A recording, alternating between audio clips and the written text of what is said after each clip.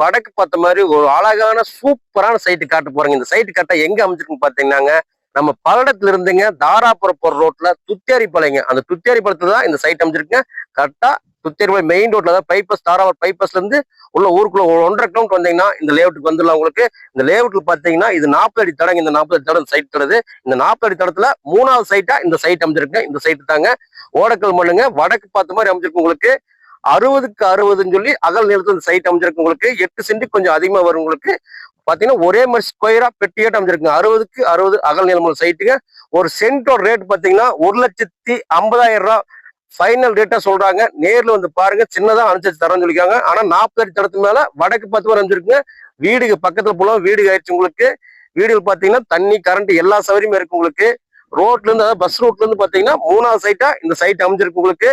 Send 1,50,000 சொல்றாங்க. 8,000 send வரும் உங்களுக்கு.